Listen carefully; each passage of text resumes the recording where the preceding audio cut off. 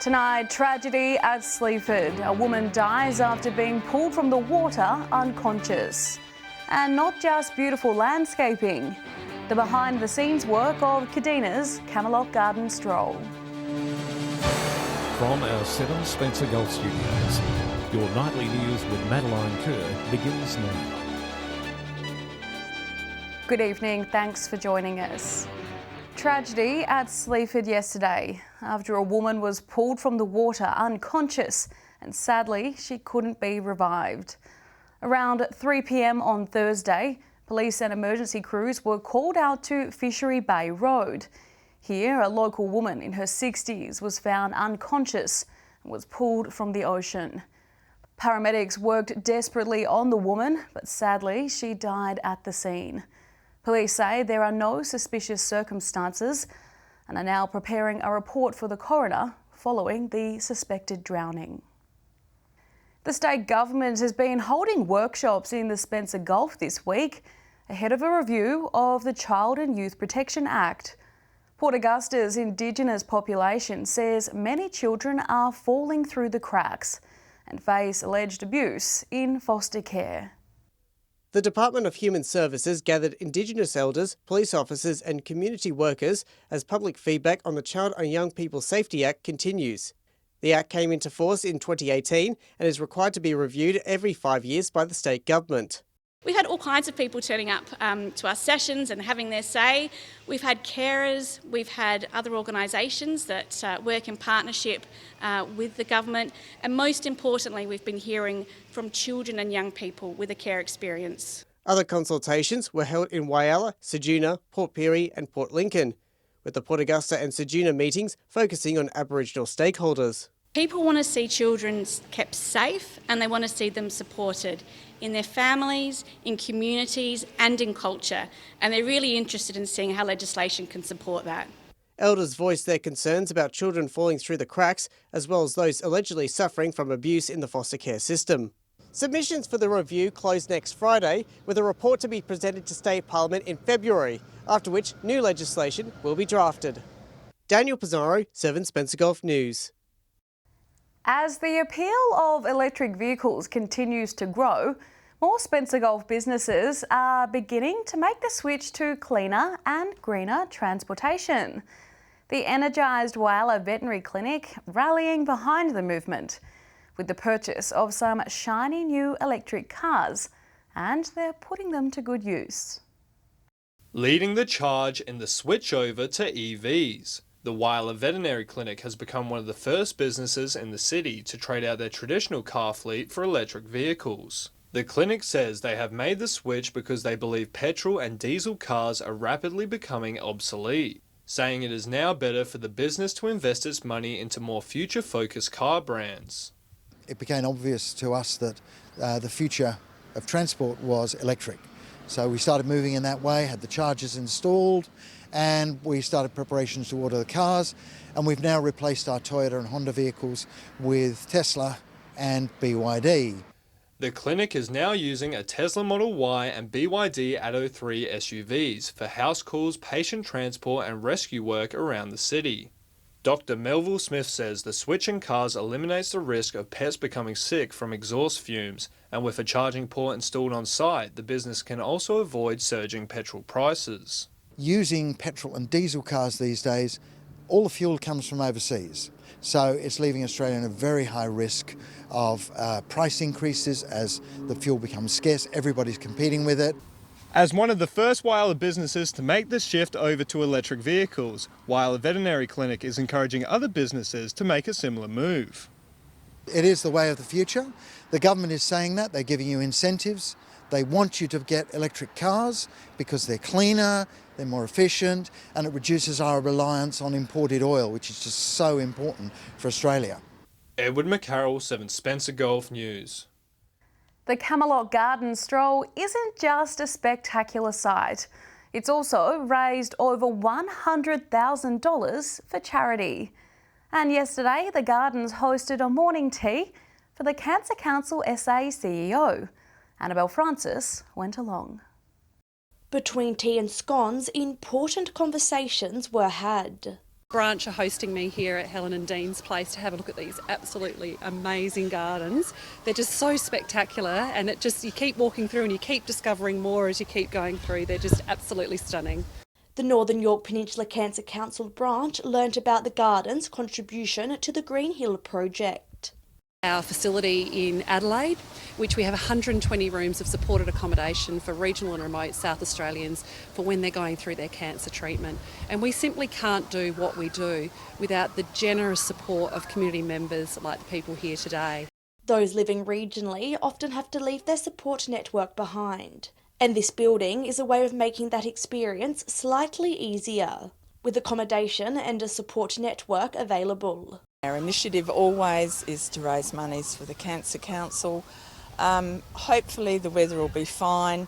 There are lots of times that the sun is out. Simply pay a fee upon entry and enjoy the magical garden and all it has to offer, whether that's a game of croquet or to stop and smell the roses. Come on down and have a look. It is just absolutely amazing. Spend a few hours and just really immerse yourself in this experience. It's just absolutely outstanding. So tell your friends, tell your family and enjoy the garden, while knowing all funds raised are going towards a worthy cause. Annabelle Francis, 7 Spencer Gulf News. Still to come tonight, we're there for the opening night of Broken Hill's new squash competition. And reaching for the stars, we chat with pilots taking part in this weekend's Whyalla Air Show.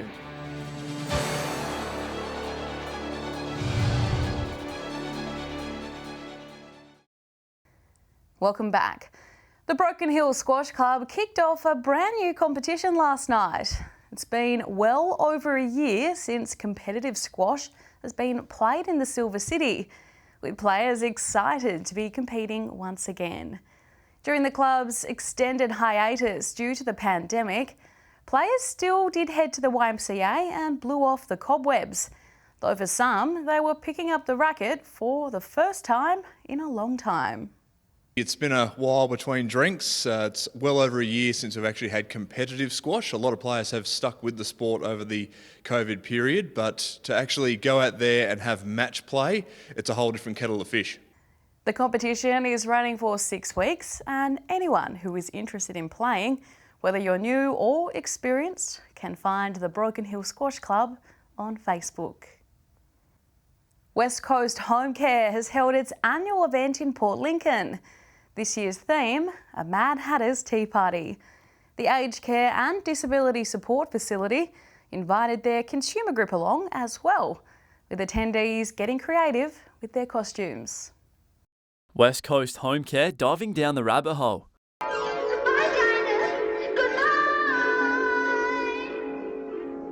The service provider held an annual event with all their consumers, bringing people together by hosting a tea party.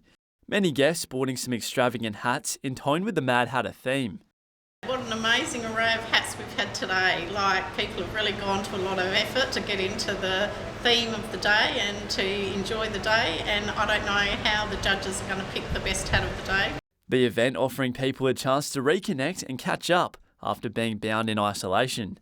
Found, I think, since COVID, people just really enjoy getting out and seeing each other, reconnecting and making new friends on the day. It's fabulous. West Coast Home Care was first established in 1987, an organisation with a long history, now seeing staff members awarded for their long service.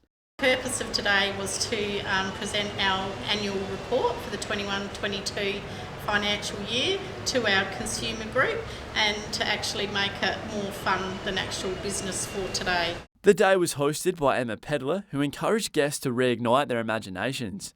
As for West Coast Home Care, they look to continue to connect with their 600 consumers across the Lower Eyre Peninsula. West Coast Home Care has grown significantly over the last 5 years particularly, and we want to refocus on our consumers constantly. Henry Millick, 7 Spencer Gulf News. Excitement is growing in Whyalla ahead of tomorrow's Airshow Spectacular. The City Council says with over 2,000 residents signing up to come along, the free event is sure to be a hit. A city set for takeoff. Paul Bennett air shows have landed in Whyalla ahead of the city's airport open day tomorrow. The world-renowned team of aerial acrobatic pilots say they're excited to show Whyalla exactly what each of their planes are capable of. Well, it's a pretty cool job, really. I get to fly these beautiful machines like this World War II Grumman Avenger and the highest performing aerobatic biplane in the world, the Wolfpitz Pro. The action-packed day will kick off with a flyover from a World War II bomber at the foreshore. But then at 1 o'clock, the real show begins at the airport with a full lineup of different stunt planes taking to the skies. For us, it's about making aeroplanes do things that you shouldn't really see them do or that you don't expect to see them do, and that normally gets people's undivided attention. We have over 2,000 people currently registered, so it's great to see such an appetite for our community events. It's really exciting to bring people here, so if you haven't already, please do register. With the Andrews Sisters tribute band, a kids zone, lots of vintage vehicles on show and plenty of catering, there's something for everyone. And of course, with all the food we've got catered, we've covered in lots of seating areas as well. So feel free to bring your own deck chairs or picnic rugs, whatever you prefer. But do make the day your own and come down, have a seat, enjoy the afternoon out. It'll be a fantastic family day out. There's plenty of things for everyone to see. And the best thing about it is it's free. It's a great promotion for Whyalla and the Whyalla Airport. We do recommend getting down early to get a park or heading to Jubilee Park so you can shuttle bus in and out without the hassle of the traffic. Edward McCarroll, 7 Spencer Golf News. Stay with us after the break. Meet the new student and campus coordinator at UniHub, Spencer Golf. And the men and women in blue tee off in Port Augusta, raising money for Salvos and the Lion Club.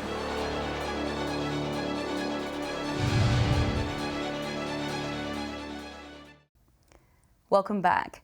UniHub Spencer Golf has welcomed a new member to the team, who will take on the role of student and campus coordinator. And as the year comes to a close, applications for 2023 are now open.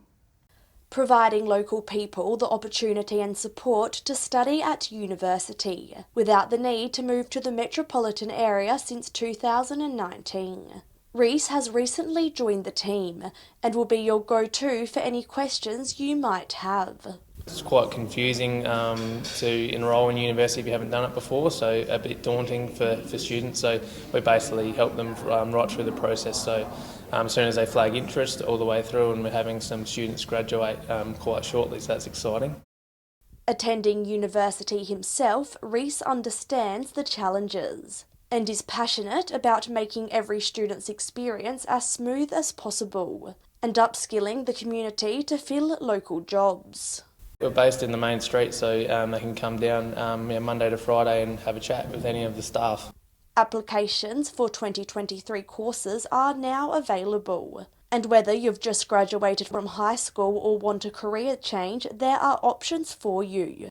Even if you haven't been to university before, or even if you didn't finish Year 12, there's bridging programs and pathway courses that universities offer that give direct entry to their degrees. And if you're interested in a career in nursing or wanting to upskill, it's better to come in sooner rather than later to secure your spot. Annabelle Francis, 7 Spencer Golf News. The annual Port Augusta Police Charity Golf Day is finally returning next weekend. Police are keen for locals to come out and support worthy causes like the Lions Club and the Salvation Army. These officers are trying to work on their part. However, the recent practice hasn't fully translated into constant hole-in-ones. The 2022 Port Augusta Police Charity Golf Day is returning next Saturday, with officers looking forward to the event. We found a need for some of the charities around Port Augusta were lacking in funding. So a group of police officers got together and decided that they wanted to help out.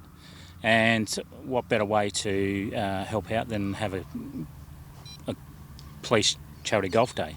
The tournament is returning for the first time since the pandemic, and this year's proceeds will go towards the local Lions Club and the Salvation Army. Money will go towards the upgrade of the Lions Park toilet block facilities, which are in desperate need of upgrade. They're very old and they don't accommodate folks in wheelchairs, any disabilities. We provide a safe place where community can come and spend time and build friendships, learn new skills. So fundraising helps us to be able to provide all of those things.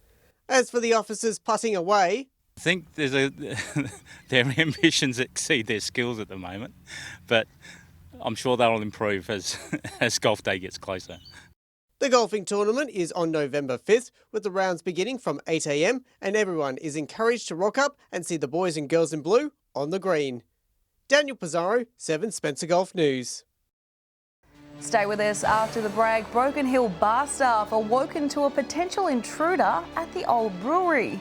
And don't go anywhere, we'll have the weekend weather details with Alex Sykes.